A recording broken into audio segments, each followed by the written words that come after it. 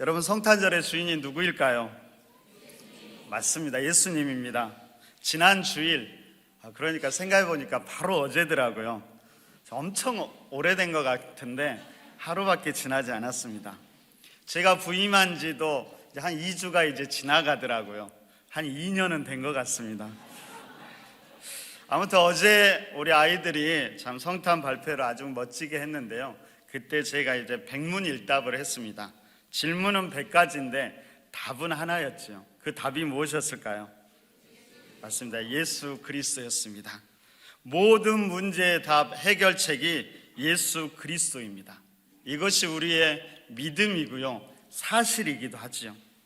제가 백문일답을 한참 하고 있는데 한 10개쯤 하니까는 아이들이 지쳐가더라고요. 그리고 이렇게 이야기했다라고 합니다. 야, 목사님이 진짜 100가지 다 할까? 제가 진짜로 100개를 하려고 했을까요? 안 했을까요? 안 했어요? 처음에는 사실은 100개를 다 하지 않으려고 했습니다. 그래도 한 30개 정도만 하려고 제가 생각했는데요. 그런데 다음에 언젠가는 진짜로 100개를 다 하고 싶습니다. 그때는 지치지 말고 끝까지 예수 그리스도를 힘차게 외쳤으면 좋겠습니다. 여러분, 100개의 질문이든 1000개의 질문이든 잊지 말아야 될 것이 예수님이지요. 모든 문제의 해결책이 예수 그리스도라는 사실입니다. 근데 여러분, 이것이 우리의 믿음인데 이 믿음은 그냥 무턱대고 믿는 것은 아니죠. 여러분, 이것은 안다고 해서 다 되는 것은 아니지만 적어도 예수님이 누구인지 어떤 분인지 정도는 우리가 알고 믿어야 될 것 같습니다. 그리고 그 정도는 알고 우리가 그분을 노래할 때 우리는 더 예수님과 가까워질 수 있다고 생각합니다. 성탄절일 오늘 특별히 예수 그리스도의 이름에 담긴 의미들을 살펴보고요, 그 이후에 우리 찬양대와 함께 마음껏 그분을 찬양했으면 좋겠습니다.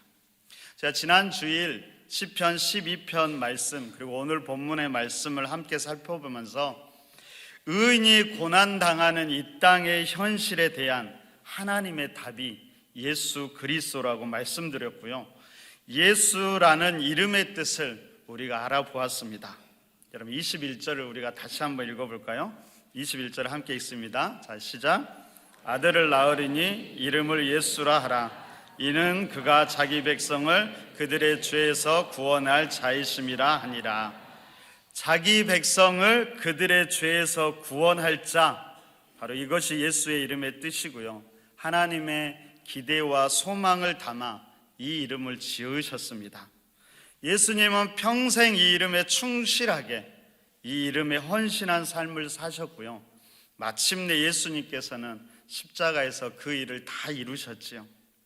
이 땅의 죄의 문제, 악의 문제는 오직 예수 그리스도를 통해서만 해결되고 우리의 구원의 문제 또한 그렇습니다.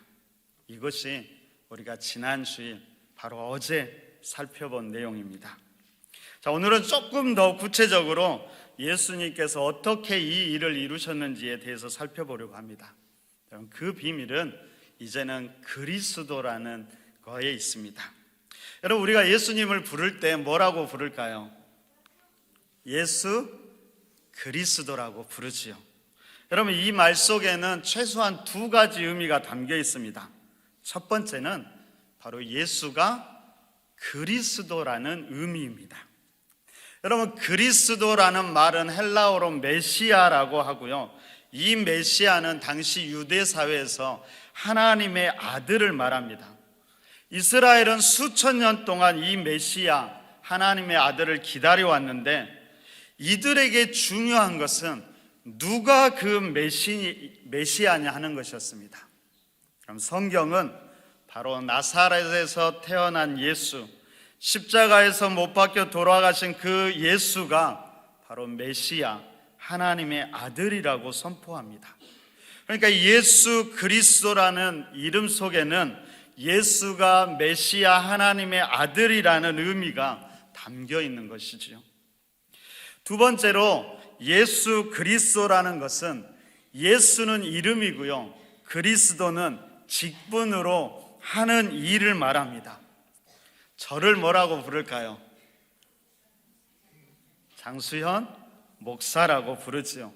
장수현은 이름이고요. 목사는 뭐예요? 하는 일, 직분을 말합니다. 예수 그리스도도 마찬가지죠. 예수 그리스도, 예수는 이름, 자기 백성을 자기들의 죄에서 구원할 자라는 뜻을 가진 이름이고요. 이 일을 어떻게 이루느냐? 바로 그리스도라는 직분을 통해서 이룬다라는 말입니다. 그럼 여러분, 그리스도라는 말 문자 그대로 해석하면 그 말의 뜻이 무엇일까요? 그리스도는 바로 기름 부음을 받은 자라고 이야기합니다. 여러분, 기름 부음을 받는다라는 것은 어떤 특별한 역할을 줄 때 그렇게 기름 부음을 받게 됩니다. 구약 성경을 보면 기름 부음을 받은 사람은 그리고 세 직분이 있었는데요. 바로 왕이 기름 부음을 받았고, 선지자가 기름 부음을 받았고, 제사장이 기름 부음을 받았습니다. 그러니까 예수 그리스도라는 것은 예수가 왕으로서, 선지자로서, 제사장으로서의 역할을 감당하면서 자기 백성을 그들의 죄에서 구원한다라는 의미가 이 안에 담겨 있는 것입니다. 그럼 예수님이 이 땅에 왕으로 오셔서 하신 일이 무엇일까요? 여러분, 이 땅에서는 끊임없이 권세를 잡고 사람들을 굴레에 얽매이게 하면서 자기가 왕이라고 주장하는 자가 있었습니다. 그가 누구일까요? 누가 이 땅에서 자기가 왕이라고 주장할까요? 제가 그럴까요? 아니죠. 사단이 그럽니다. 그러자 이 땅에 왕으로 오신 예수 그리스도께서 그 거짓된 사단의 권세를 파하시고 진정한 이 땅의 왕, 우리 생명과 삶의 주인 되심을 회복하셨던 것입니다. 그러면 제사장으로 오신 그분은 어떤 일을 하셨을까요? 여러분, 제사장이란 피 흘림을 통해서 죄를 사하는 역할을 감당하죠.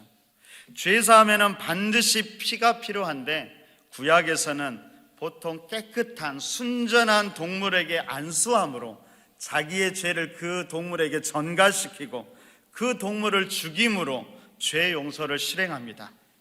히브리서를 보면 제사장으로 오신 예수님께서 또한 자기 자신을 희생 제물로 드려서 단번에 영원한 속죄를 이루셨다라고 말합니다. 그 예수의 피로 인해서 우리는 죄를 용서받게 되는 것입니다. 이것이 바로 제사장으로 오신 예수님께서 하신 일이었습니다. 세 번째로 그분은 선지자로 우리에게 오셨지요. 그러면 선지자는 어떤 역할을 하는 사람일까요? 선지자는 잘못을 지적하고 하나님과 어떻게 하면 다시 화목할 수 있는지 그 길을 제시하고 어떻게 하면 계속 하나님과 그 길을 걸을 수 있는지 그 길을 가르쳐주고 혹 잘못했을 때는 질책하기도 하고 때로는 격려하면서 우리가 그 길을 가도록 돕는 사람을 말합니다. 바로 선지자이신 예수 그리스도께서 우리와 함께 하시면서 우리를 가르치시고 인도하시고 때로는 질책도 하시면서 우리의 구원을 완성해 가신다라는 의미입니다. 여러분, 이처럼 예수님은 왕과 제사장, 선지자의 역할을 감당하는 그리스도로서 우리를 우리의 죄에서 구원하시는 것이지요. 우리가 잘 알고 있는 유명한 신앙 고백이 있지요. 베드로가 이렇게 고백합니다. 주는 그리스도시요 살아계신 하나님의 아들입니다. 이 고백 속에 이런 의미들이 담겨 있다라는 것입니다. 여러분은 어떠십니까? 예수가 그리스도이심을 믿으십니까? 그분이 이 땅의 왕으로, 제사장으로, 선지자로 오셔서 우리를 우리의 죄에서 구원해 주실 분이심을 믿으십니까? 아멘입니까? 여러분, 만약 그렇다면 우리가 예수를 그리스도로 믿는다면 우리의 삶은 어떠해야 할까요? 첫째로 우리는 왕 되신 예수님께 기꺼이 우리의 삶의 주권을 내어드려야겠지요. 내 삶의 주인, 내 시간과 인생의 주인이 내가 아니라 예수님, 왕 되신 예수님이 나의 주인 되심을 고백할 수 있어야 합니다. 또한 우리가 제사장 되신 예수님을 믿는다면 우리 안에, 우리 삶 가운데 그 예수 그리스도의 보혈의 피가 넘치게 해야 합니다. 죄 가운데 있을 때마다 그 보혈을 의지함으로 다시 죄를 고백하는 회개의 자리로 나아갈 수 있어야 하지요. 그리고 우리는 선지자 되신 예수님을 바라보고 그분을 닮기에 힘쓰고 그분과 함께 가야만 합니다. 끊임없이 그분이 말씀하신 그 말씀에 집중하면서 우리의 모습과 삶의 방향을 수정하면서 우리의 구원을 그분과 함께 완성해 가야 할 것입니다. 이것이 여러분 쉬울까요? 어려울까요? 어떠세요, 여러분들은? 이렇게 제사장 되고 왕 되고 선지자 되신 예수님과 함께 살아가는 것이 쉬우십니까? 어려우십니까? 쉬운 듯 하는데도 결코 쉽지 않다는 것이 우리의 문제입니다. 실제로 이 땅을 살아가다 보면 우리가 너무나 쉽게 내가 인생의 주인임을 주장하게 되고요, 먼저 세상 것들을 의지하게 되고요, 내 마음대로 살아가게 되지요. 그렇게 살아가려고 결심하다가도 다시 넘어지고 포기하고 싶을 때가 많이 있습니다. 그래서 예수님은 우리에게 그분의 이름, 어쩌면 별명 같은 이름을 하나 더 알려주셨습니다. 그것이 무엇일까요? 오늘 보면 23절에서 이렇게 이야기합니다. 23절 함께 읽겠습니다. 자, 시작.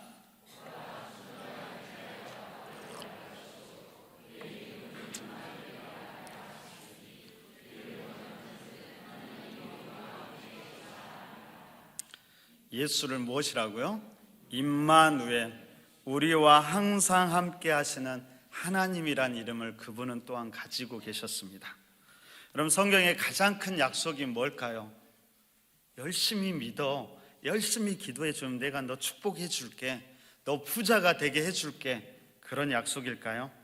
아닙니다. 그런 것이 아니라 임마누엘의 약속입니다. 내가 너희와 항상 함께 하겠다. 그것이 예수님이 우리에게 주신 가장 큰 약속이라는 겁니다. 어떤 분이 이 약속을 이렇게 표현하더라고요. 이 약속은 손을 이렇게 함께 맞잡는 것이 아니랍니다. 손을 함께 맞잡았는데 한 사람이 손을 놓으면 어떻게 될까요? 손이 빠질 수도 있대요. 이렇게. 그럼 어떤 거냐면 이 팔목을 함께 잡는 거라는 겁니다.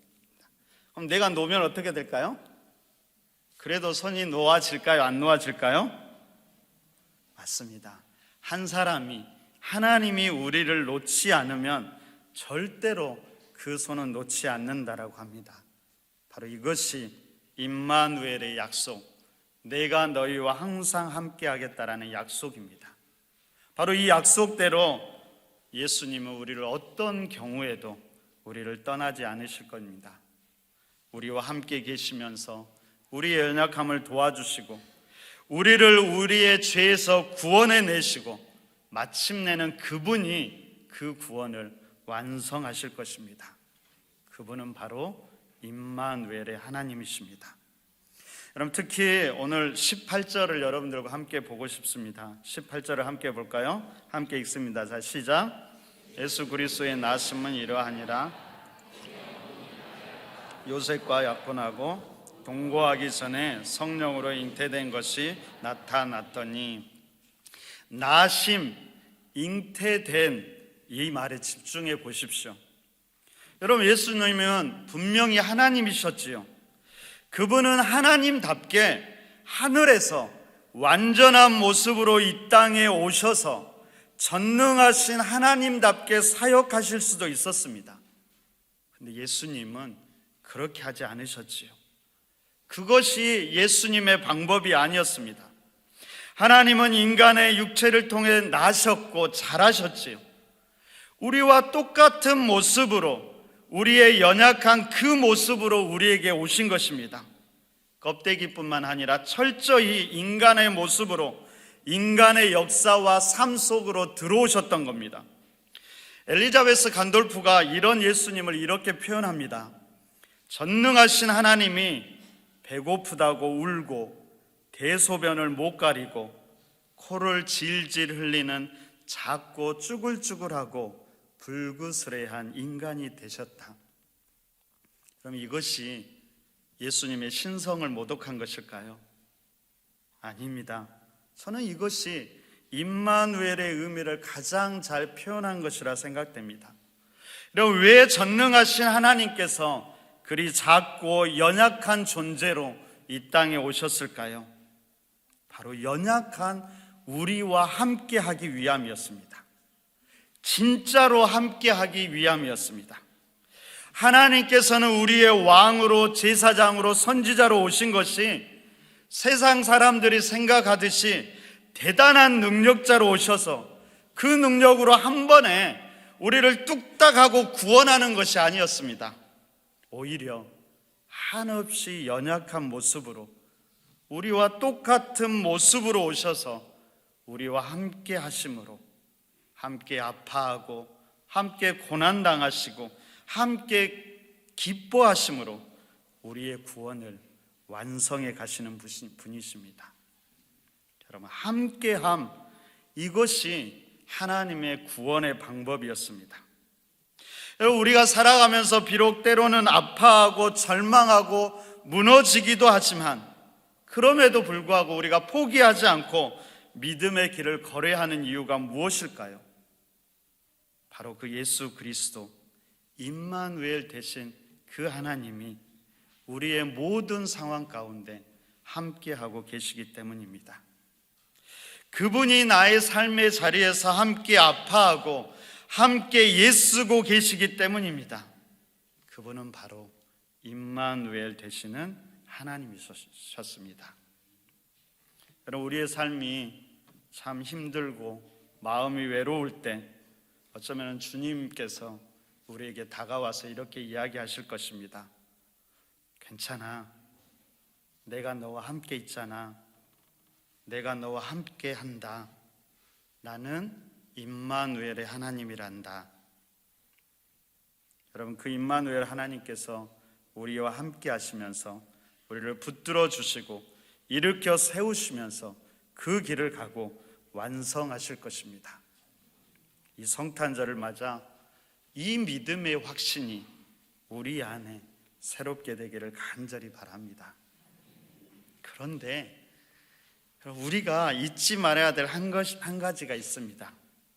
그것은 이 임마누엘의 하나님과 함께 하는 것이 때로는 우리에게도 아픔일 수 있다라는 것이지요. 때로는 결단과 헌신을 필요로 한다는 것입니다. 여러분, 오늘 마리아와 요셉을 보십시오. 이들은 거룩한 생명을 그들의 품에 품은 사람들이었습니다. 얼마나 영광스러웠을까요?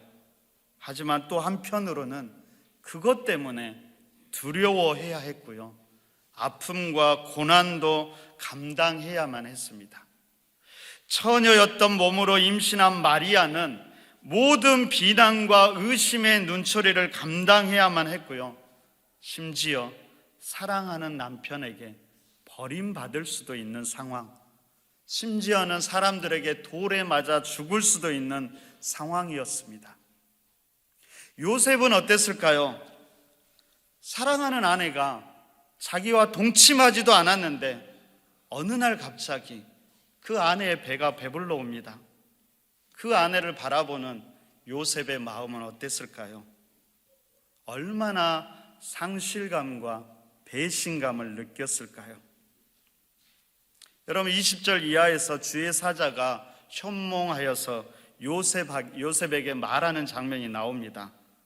그 이야기를 들었다라고 해서 요셉이 이 상황을 쉽게 받아들일 수 있었을까요? 저는 목사지만 못했을 것 같아요.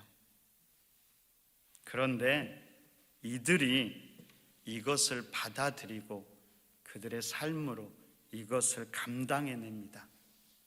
여러분, 완벽하지 않았을 수도 있고요, 끊임없이 갈등했을지도 모릅니다. 그러나 이들은 상황이 아니라 하나님의 음성에 순종하면서 말씀에 순종하면서 한 걸음 한 걸음 그 길을 걸어갑니다. 마리아는 기꺼이 모든 비난과 고난을 감수하면서 자신의 육체로 예수를 품기로 결단하고, 요셉은 그런 마리아와 함께하기로 결단합니다. 함께 아이가 태어나길 기다렸고, 함께 만삭이었던 마리아와 함께 호적하러 베들레헴으로 이동하지요. 함께 하는 것이 오히려 여러 가지로 불편했을지도 모릅니다. 그냥 혼자 갔다 오는 것이 더 편했겠지요. 그런데 그는 그렇게 동행하면서 마리아를 지키고 보호했던 것입니다. 바로 그녀가 연약한 자이고, 바로 그녀가 하나님의 사명을 품은 자였기 때문이죠. 바로 이처럼 부족하지만 말씀에 순종하는 것, 연약한 자, 하나님의 사명을 품은 자와 함께하는 것이 임마누엘 하나님과 함께하는 것이라고 믿습니다. 여러분, 결국에는 그 결단과 헌신이 예수님을 이 땅에 탄생하게 하는 귀한 통로가 되었던 것입니다. 우리 길가의 교회도 그랬으면 좋겠습니다. 기꺼이 이 길을 임마누엘 되신 예수님, 예수 그리스도와 함께하고, 그리고 옆에 있는 동역자들과 함께하고, 이 땅과 생명들과 함께하면서 이 길을 가기를 우리가 이 성탄절에 다시 결단하고 이 일에 헌신했으면 좋겠습니다. 서로가 서로를 격려하고 함께 하나님을 찬양하고, 힘들어 넘어질 때면 손을 잡아 일으켜주고, 때로는 실수해도 용서하고 용납하며 괜찮아, 다시 한번 해보자라고 말하면서 함께 해주는 그런 교회, 그런 성도들이 되기를 소망해 봅니다. 여러분, 함께 하는 것이 능력입니다. 따라해 볼까요? 함께 하는 것이 능력입니다. 함께 하는 것이 능력입니다.